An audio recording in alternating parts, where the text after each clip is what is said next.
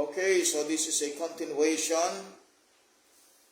So, nag-shutdown po yung ating cellphone kanina. So, we will continue our discussion. John chapter 5. So, we'll start verse 17 to verse 27. Alright, this is about God, the Son's equality with God the Father. So, the Son of God's equality with God the Father. So, dito po ay pinakikita dito that the Father and the Son is equal. They're equal in the essence. They're equal with God. They're equal as God, no? Yung God the Son, God the Father, God the Holy Spirit, they're equal as God, no? 3 in 1. Verse 17, but Jesus answered them, my Father, hindi niya sinabing our Father, worketh hitherto, and I work. Therefore, the Jews sought the more to kill him, because he not only had broken the Sabbath, but said also that God was his Father, making himself equal with God. No? So, galit ang mga Hudyo sa kanya, dahil nagpagaling siya during the Sabbath. And then now, he is now saying that God was his Father. So, according to them, he is making himself equal with God, which is true, pero sa kanila, it's a blasphemy. No? So, kung makita natin yan, ganyan din po ang accusation nila kay Christ sa John 10:30. Ang sabihin ng Panginoon sa John chapter 10 verse 30, ang mga ganitong salita. Sabi niya, I and my Father are one. Then the Jews took up stones again to stone him. Of course, they reject the thought that Jesus Christ is God. No? Because they know that there's only one God, and that is the Father.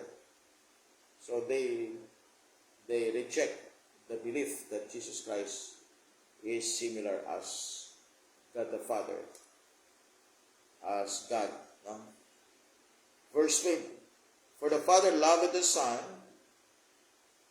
Verse 19, then answered Jesus and said unto them, verily, verily, I say unto you, the Son can do nothing of himself, but what he seeth the Father do, for what things soever he doeth, this also doeth the Son likewise. No? Likewise. In John chapter 5 verse 19, remarkable evidence that Jesus Christ was a member of the Trinity. He claims to be one in service with the Father, verse number 17. One in will in verse 30, and one in authority in verse 27. One in intelligence in verse 20, one in essence in verse 19, and one in sovereign rights in verse 21. One in divine honor in verse 22, and one in imparting life, verse 24. No wonder he said, I and my Father are one in John 10:30. So itong John chapter 5 ay maraming mga verses dito na proof that Jesus Christ is God. Okay? Now tuloy po natin verse 20, for the Father loveth the Son and showeth him all things that himself doeth, and he will show him greater works than this, that ye may marvel. So that is the power of Jesus Christ. Binagit niya yan sa verse number 20. So the Lord Jesus Christ is one in intelligence with God the Father. Alright. Verse 21, for as the Father raiseth up the dead, and quickeneth them, even so the Son quickeneth whom he will. So this is the imparting of life. No? So ang Panginoong Jesucristo, merong kakayanang magbuhay ng patay. Because the Father has the power to quicken the dead. The Lord Jesus Christ also has the Father to quicken the dead. Okay, verse 22. For the Father judgeth no man, but hath committed all judgment unto the Son. Okay? So this is telling us that Jesus Christ is one in divine honor. All judgment unto the Son was given. So who is going to judge in the white throne judgment? It is the Lord Jesus Christ. Who is going to judge the nations? In Revelation 19, it is the Lord Jesus Christ. Who is going to judge the Christians? It will be the Lord Jesus Christ. Who is going to judge the quick and the dead? It will be the Lord Jesus Christ. He's going to judge all men, according to Acts 17, verse 30. 23. That all men should honor the Son, even as they honor the Father. He that honoreth not the Son, honoreth not the Father, which He hath sent Him. See? This basically, talagang Jesus Christ is declaring Himself as God. And He is God in the flesh. Look at verse 24. Verily, verily, I say unto you, he that heareth my word, and believeth on Him that sent me, that's the Father, had everlasting life. Dito sinasabi niya, sino ang mananampalataya? No? Sino ang mananampalataya? Na siya ay sinugo ng Ama, ay paliligtas. May buhay na walang hanggan. And shall not come into condemnation, but is passed from death unto life. So, pass na. So, ibig sabihin po, nangyari na. Once we believe the Lord Jesus Christ, we pass from death to life. So, mula sa kamatayan patungo sa buhay. So, we escape condemnation. Alright? Notice the contrast between this and Deuteronomy 25 verse 1. That's the Old Testament passage. In the New Testament, under grace, after the resurrection, the wicked are justified. Romans 3 verse 26, Romans 4 verse 8, Romans 5:1. Contrast this with the radical difference stated in the Old Testament in Exodus 23 verse 7, Proverbs 17:15. So this will tell us there is a difference in the salvation of the Old Testament and in the salvation of the New Testament. Christ here is declaring a New Testament salvation. No? Hindi po Old Testament salvation ito. Kaya nga ang Book of John, ang application nito, mga kapatid, is a New Testament application.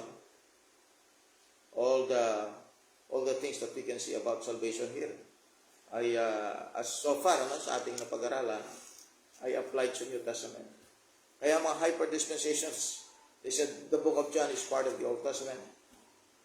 It could happen be historically. Pero yung plan of salvation in the Book of John is basically the New Testament plan of salvation. Alright. So, verse 25, Verily, verily, I say unto you, the hour is coming, and now is, when the dead shall hear the voice of the Son of God, and they that hear shall live. No? So, because why? Because Jesus Christ is the resurrection and the life. John 11:25. No? Compare natin ito sa John 11:25. Jesus said unto her, I am the resurrection and the life. He that believeth in me, though he were dead, yet shall he live. No? So this is a reference to the rapture. They give the exact order of the resurrection, rapture found in 1 Thessalonians 4 verse 16 to 17 and 1 Corinthians 15 verse 52 to 54. Here, sabi niya sa verse 25, Verily, verily, I say unto you, the hour is coming and now is, when the dead shall hear the voice of the Son of God, they that hear shall live. Wow. They that hear shall live. Because the soul will hear, and then the body will live. Mabubuhay. Verse 26, For as the Father hath life in Himself, so hath He given to the Son to have life in Himself. So Jesus Christ can impart life. No? So, siya ay giver ng life and He can impart life. Patay ka na, pero mabubuhay ka pa. That's the blessing of being with the Lord, being as part of the body of Christ. Na physically we will die, but we have the promise of resurrection, a glorious resurrection. Pagkat may mga resurrection na hindi po glorious. Pero this one, ang pinamis ng Diyos dito, is a glorious resurrection. So let's go to John 5:27. Okay, John 5:27.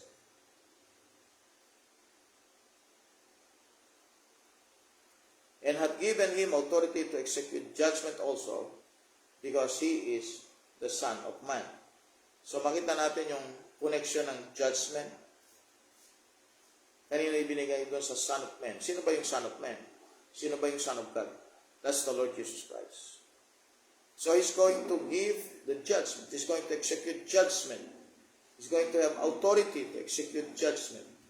And that is the Lord Jesus Christ. You will see that here, ang sinasabi na dito ng mga passages natin, that Jesus Christ is the same as the Father. No? He is not the Father, but He is the same with the Father. He can impart life, He has the authority, He has the honor, and He is equal with the Father. Look at verse number 27. And He had given Him authority to execute judgment also, because He is the Son of Man. Verse 28, the two resurrections. The two resurrections. Marvel not at this, for the hour is coming, in the which all that are in the graves shall hear His voice. So, kailan po mangyayari yan? So, that is in the time of the rapture. And shall come forth they that have done good unto the resurrection of life, and they that have done evil unto the resurrection of damnation. So, the last part of the verse, of verse 29, is the resurrection of the dead. That will happen in the white throne judgment. Okay. Since in the Old Testament, the first and second advents are spoken of as being together, the modern apostate, bungling Bible correctors have accepted verse 25 and 29 as the white throne judgment, where the Christians would be saved by works. Unable to rightly divide the word of truth, the apostate correctors of the authorized version connect verse 28 with the rapture of the church, so that all the unsaved dead hear the shout of 1 Thessalonians 4:16, in which of course is nonsense. There is no reference to the rapture of any dead Christian in verse 25 to 29. What you are reading in the first is the first resurrection of the Jews, and what you are reading is the first resurrection of the Jews and tribulation saints in Revelation 20 verse 4 to 5, and then the resurrection of the unsaved dead at the white throne judgment. So the two resurrections turn out to be separated by a period of 1,000 years. Okay? 1,000 years.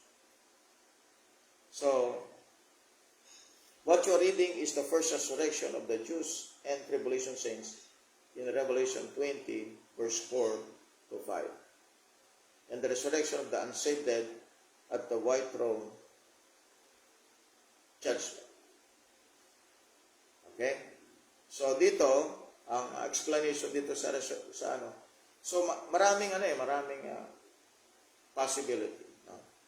So, itong resurrection of life could be, kasi ang resurrections, marami, no? But if you're going to talk about the two major resurrections, we have the first resurrection, included tayo dun no?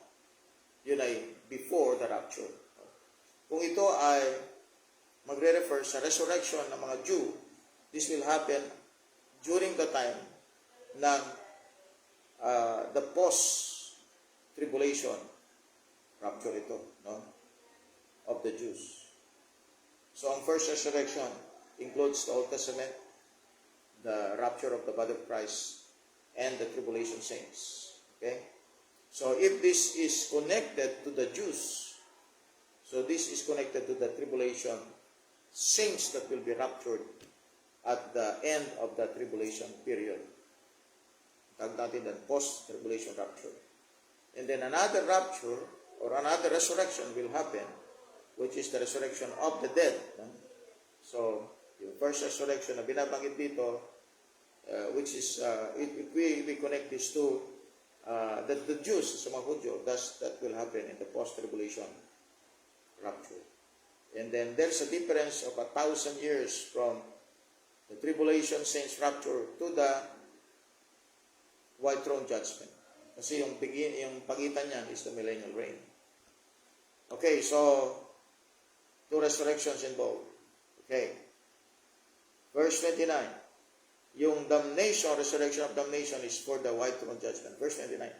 And shall comfort they that have done good unto the resurrection of life, and they that have done evil unto the resurrection of damnation. Kasi nga po, kung bakit sinasabi natin ito ay tribulational sa verse 29, it is because of the work involved. They that have done good unto the resurrection of life. Okay? Sa atin kasi hindi involved yung good works. We're saved by grace through faith, and if our resurrection is based on our good works, then it is not in accordance to the dispensation. The dispensation, ang resurrection natin, ay dahil sa promise ng Panginoon Diyos that we are saved, we are in the body of Christ, and it is not because of our good works. Here, makita natin, the resurrection is based on good works. So, kailan ito mangyayari, no? Bagaman kanina nabanggit ko, merong resurrection sa rapture. But this specific application sa verse 29 is the tribulation rapture. Kasi nga, may good works involved. Kasi sa time ng tribulation period, people are saved by works. We faith those works. Okay. Now, verse 30, the witnesses of Jesus Christ. I can of mine own self do nothing. As I hear, I judge, and my judgment is just. Because I seek not mine own will, but the will of the Father which hath sent me. If I bear witness of myself, my witness is not true. There is another that beareth witness of me, and I know that the witness of which he witnesseth of me is true. Ye sent unto John, and he bare witness unto the truth. But I received not testimony from man, but these things I say that ye might be saved. So he is now telling about John the Baptist as his witness. Siya nagwi-witness na siya yung Christ. Okay? Now, verse 34. But I received not testimony from man, but these things I say that ye might be saved. He was a burning and a shining light. Now he is referring to John the Baptist. And ye were willing for a season to rejoice in his light. Look at verse 36 now. But I have greater witness than that of John, for the works which the Father hath given me to finish. Okay? You can connect that to John 4:34. No? The meat that he's going to do is the work that the Father entrusted to him, and he's going to finish that work. The same works shall I do, bear witness of me that the Father hath sent me. Now he's now telling that John the Baptist bear witness of him as the Christ. Now Jesus Christ is talking that he is now giving a declaration that he was sent by the Father. Siya yung nagwi-witness nito sa mga Hudyo. 37, the Father himself which hath sent me hath borne witness of me. Ye have neither heard his voice at any time, nor seen his shape. So, you can check John 6, verse 36, and 46, John 12:45, to tell you about this. John 6:36. Napo tayo dito. And I said unto you that ye also have seen me, and believe not. John 6:46. Not that any man had seen the Father, save he which is of God, he had seen the Father. Now, he is telling you that nobody have seen the Father, nobody have seen his shape, except the Son. No? Ye have neither heard his voice at any time, nor even his shape. John 12:45. He is now referring to the intimacy or the closeness of the Son with the Father. John 12:45. Of course, nobody have seen the essence of God. No, kahit si Moses pa, nakita lang niya yung likod. Nakita lang niya yung mga tao sa Old Testament, they have seen the theophany or what we call the image of God through the angel of the Lord. John 12:45. John 12:45. I am come alive into the world, and that whosoever believeth on me should not abide in darkness. Okay, so verse 37, and the Father himself, which hath sent me, hath borne witness of me. Ye have neither heard his voice, or at any time, nor seen his shape. And ye have not his word abiding in you. For whom ye hath sent him, ye believe not. So now he is giving them the idea that the only thing that they can understand and know God the Father is through the Son. So if they're going to reject the Son and believe not the Son, then they don't have any opportunity to know God the Father. Siyang witness ng Father. Si John the Baptist siyang witness ni Jesus Christ. At ang sabi ni Jesus Christ, yung Father, He bore witness of me. Had borne witness of me. So, nung sino naman nagwi-witness na siya nga ang anak, walang iba kundi yung ama. Kaya may mga passages tayo na yung ama nagsasalita na tungkol sa anak. No? Okay. Verse 38, and ye have not his word abiding in you, that for whom he hath sent him ye believe not. Search the scriptures, for in them ye think that ye have eternal life, and they are they which testify of me. See, the Father bore witness of the Lord. The scripture give witness of the Lord Jesus Christ. They are they which testify of me. So you can have the eternal life through the scriptures. You can also know Jesus Christ through the scripture. And ye will not come to me that you might have life. So the problem of the Jews is that they have Jesus Christ, they have John the Baptist, but they are not willing to come to the Lord to have life. Verse 41, I receive not honor from men, but I know you that you have not the love of God in you. Now, the Lord Jesus Christ is telling them that meron siyang omniscience, meron siyang knowledge to know their hearts or their minds. And He said that, I know you have not the love of God in you. I am come in my Father's name, and you receive me not.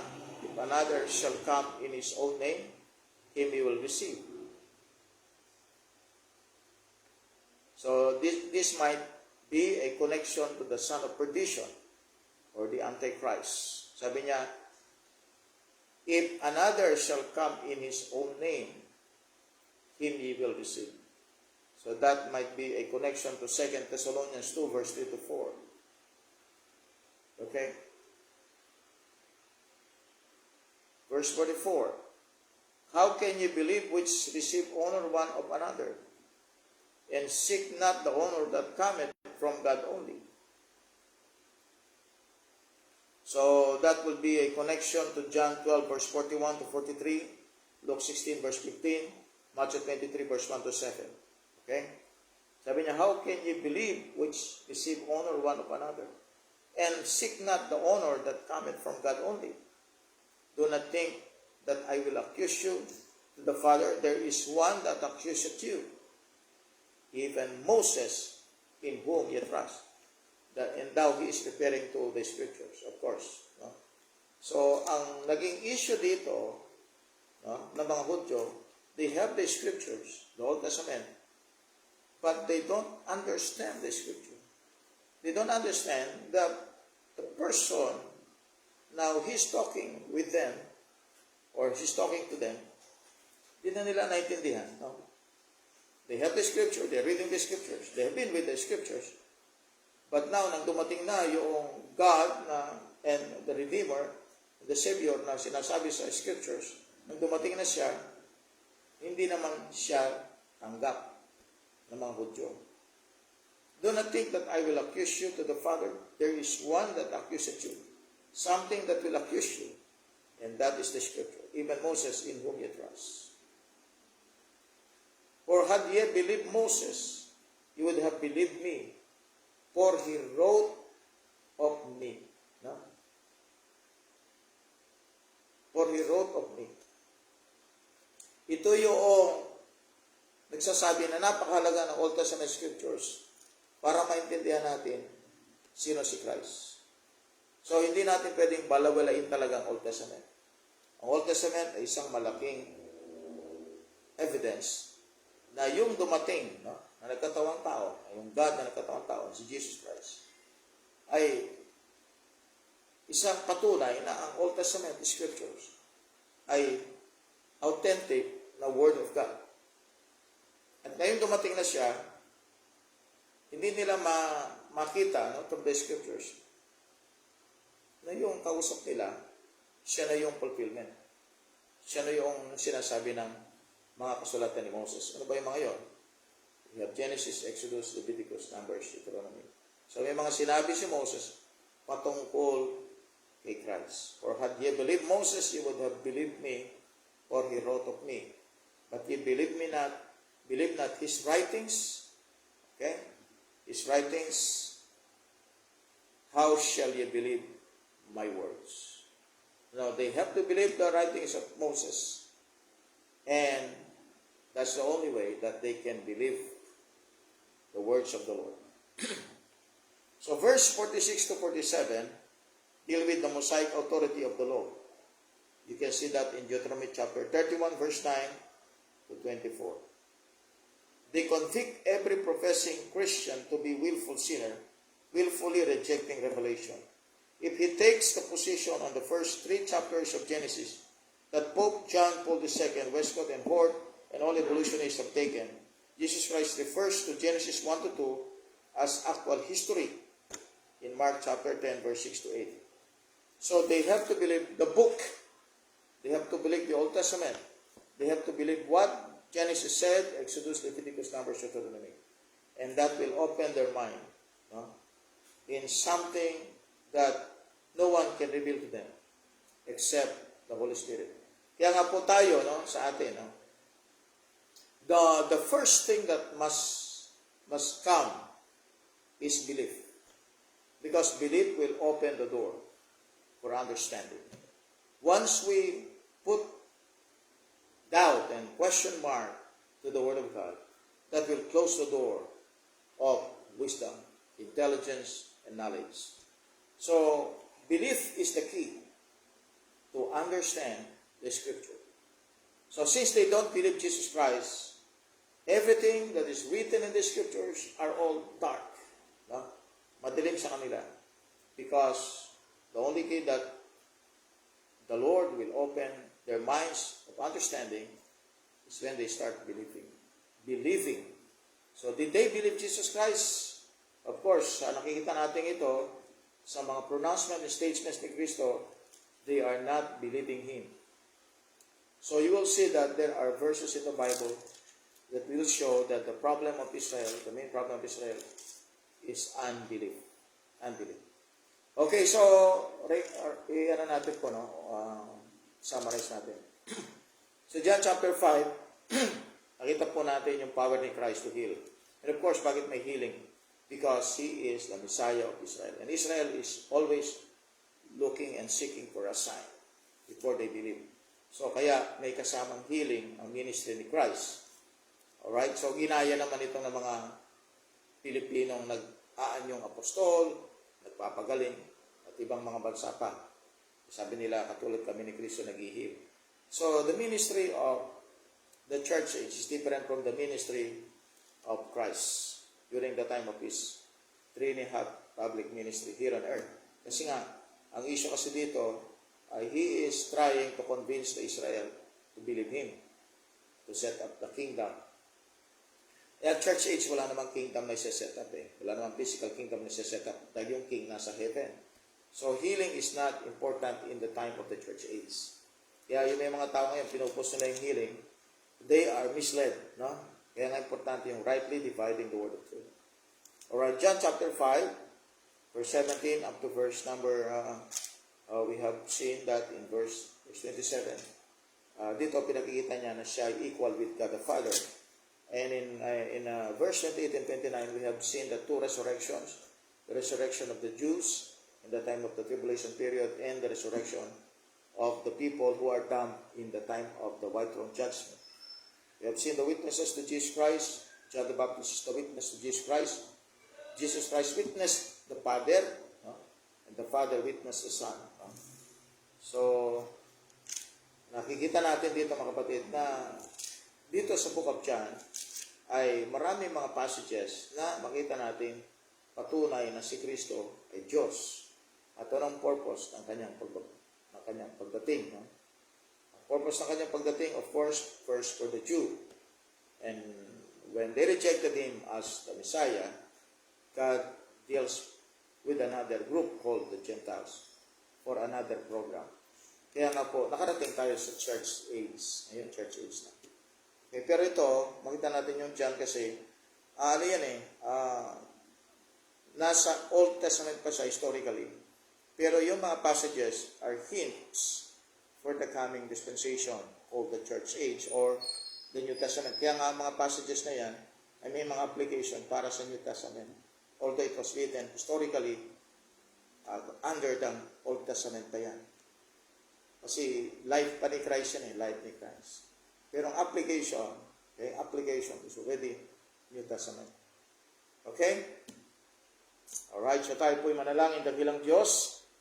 Marami pong salamat, Panginoon, for giving us another chance, Lord, to open the Bible, read it, Lord God, and ponder upon it, think about it, and study your words, Lord. Salamat po, Ama, sa time and opportunity that you've given us. Salamat po sa mga listeners ngayon pong hapong ito sa Book of John, chapter 5. In Jesus' name, amen. Okay po, so good afternoon, and good morning, and good evening. Iba-iba po kasi ang ating panahon, no? Kapag pinag-usapan ng live video, iba-iba yung panahon, no? Kasi bakit? Yung iba kasi nasa abroad, no? Kung ito ay lahat ay nasa Pilipinas, alas 6 na tayo. Okay, so Sister Gemma, yan, Sister Anna, Brother Christian, Brother Magnon, and we have Sister Nolin, amen, and Sister Raquel Recuerdo, and Brother Ramon Candelaria. God bless po sa inyo pong pagsubaybay sa programa po natin, Real KGP Believers. Ranel Clark, Bitabios, nandyan pala siya. Amen. Sa lahat po ng mga nariyan, hindi ko napabanggit. God bless po at ingat po kayo. Sister Nera, amen. Salamat, Sister, for joining us. Nasa Australia, Sister. Amen. God bless po at magandang hapon po sa inyo lahat. From the Philippines.